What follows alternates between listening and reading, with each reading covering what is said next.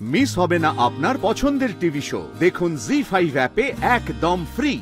তুমি জানো ওই বাড়িতে এখন কি চলছে?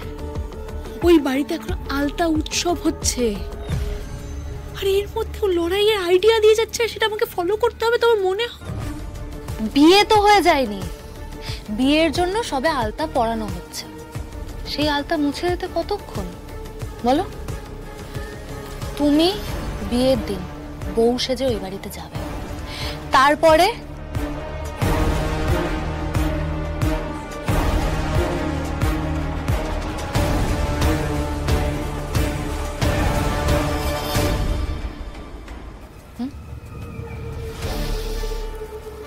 এবার বলো প্ল্যানটা কেমন? নতুন করে লড়াইটা শুরু করা যাবে তো, তাই না? হ্যাঁ, লড়াইটা আবার নতুন করে শুরু করা যাবে। শুধু এই ওড়নাটা আমাকে ভালো করে জড়িয়ে নিয়ে যেতে হবে।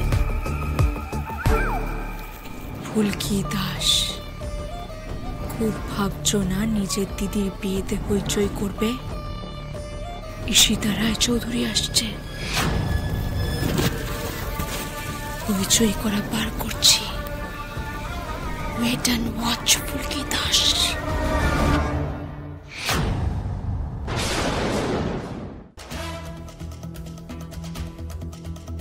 মা, জেঠিমণি, কোনো দরকার নেই কাউকে ডাকার।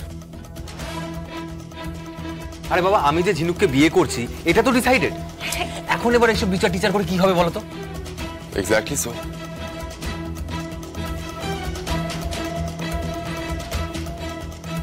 আচ্ছা কাকিমণি, ঈশিতার সময় তো মিলিয়েছিলে কোষ্ঠী, কি লাভ হলো?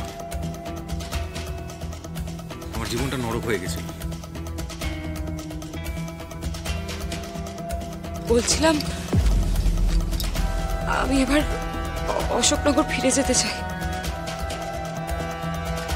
কেন রে দিদি? কি এমন হয়েছে যার জন্য তুই মুখ লুকিয়ে পালাচ্ছিস লজ্জায়?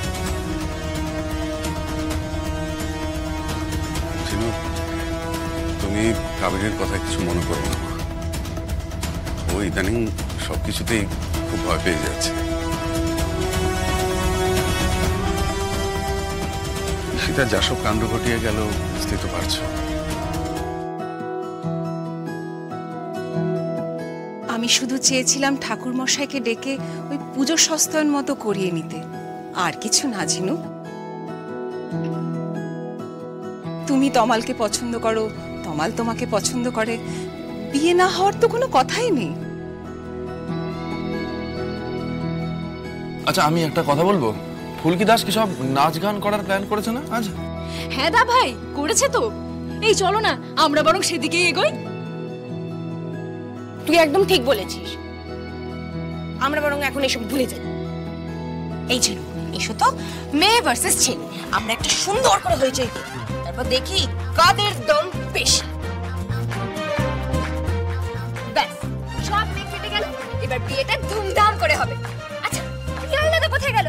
ও পিয়াল দাদা কোথায় গেলে? এবার তো অনুষ্ঠান শুরু করবো আমরা।